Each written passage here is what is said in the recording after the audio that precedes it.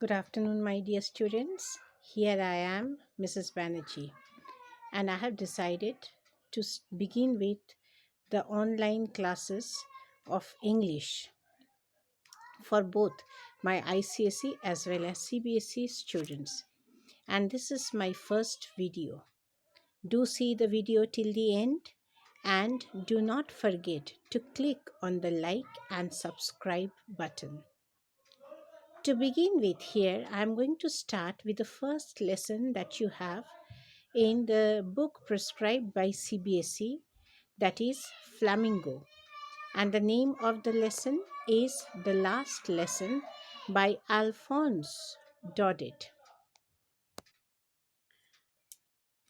The story is set at a time when Franco-Prussian War was fought in the year 1870, and it continued up to 1871. The war was led by Bismarck, and Prussia was able to defeat France, and it also was able to conquer some of the districts of France like Alsace and Lorraine. Now, before we proceed on with the chapter, let me tell you certain guidelines that you need to follow. Whenever you read a lesson, as because you are candidates preparing for the board exam, so you should remember that first of all you should know the significance of the title. You should know who the main protagonist of that particular story is. You should also know the plot and the background of the plot, because these are some of the areas from where long questions are set in the board examination. But along with that, you already know that in the new pattern, you get reference to the context questions from within the chapter, and you get RTTC questions not only from poems but also from stories as well. That is the reason why you should read in between the lines. As I was telling you, this particular chapter, it talks about the Franco-Prussian War. The story has two main protagonists, Mr. M. Hamel, who's a teacher in a school at Alsace, and Franz, who is his student. The story revolves around how war plays a pivotal role in their lives. Franz started late for school that day because he was afraid of being punished by Mr. M. Hamel, who had asked them to prepare lesson on participles, and Franz did not know a single word about it. Moreover, the weather was too tempting, Prussians were busy drilling, and the birds were chirping. So Franz felt that these things were more tempting than going to school. Finally, Franz decided to go to school. And as he was heading towards his school, he saw a huge crowd in front of the bulletin board. For the last 2 years, only bad news had come from the board. There had been news about the lost battles, the draft, the orders of the commanding officer.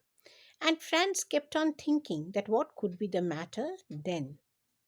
When all of a sudden he heard the blacksmith watcher calling and telling him that he has plenty of time. Franz had a feel that probably Watcher is trying to make fun of him, but actually it wasn't so.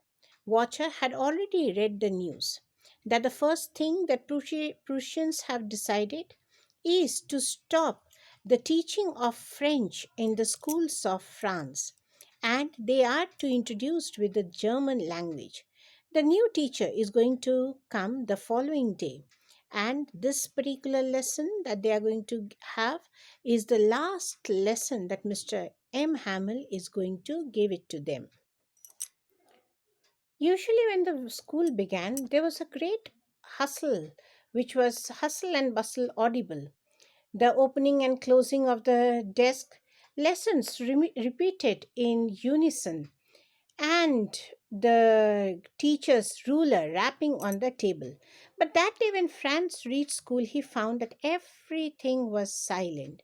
There was no sound audible, and moreover, Franz had counted on the commotion to enter the classroom, but it did not happen. On the contrary, Mr. M. Hamel invited him with a pleasant voice to the class. Mr. M. Hamel spoke to Franz well, and Franz was amazed to see that Mr. M. Hamel had worn the dress that he usually kept for special occasion. He had his beautiful green coat, his frilled shirt with the black silk cap all embroidered. This he never wore except on prize days or on the days of inspection. It was even more surprising for Franz to see old Hosser, former postmaster, former mayor, to have occupied the back benches of the class, the benches which were otherwise empty. And everyone was busy with their lessons. While Franz was wondering about all this, Mr. M. Hamel announced it to him and to the other classmates that it was his last class of French language. These words were like thunderclap for Franz. Now he realized how important his language was to him.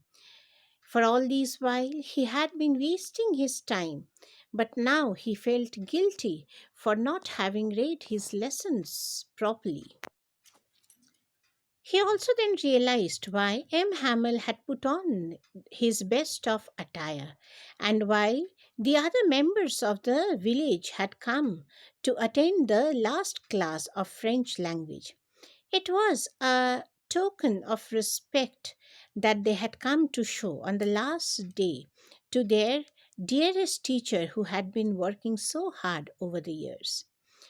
While Franz was wondering about all these things, he heard his name being called, and Mr. M. Hamel asked him to say the rule of the participle. Franz tried his level best to say the rule in the best possible manner without even making the slightest error. But to his amazement, he found that he got stuck in the very first word. Mr. Hamel consoled Franz by saying that it is not he who is to be blamed all alone, because it is a collaborative work and all of them are to be blamed. Often, Mr. M. Hamel had given them a holiday. Many a times he had asked them to water his plants, and whenever he went on fishing, he had asked them to go home. It is their parents who are to blame, who have sent them to work in mills in order to earn a little money. And it is the students also who are to blame, who have neglected their studies and they have postponed their work for later.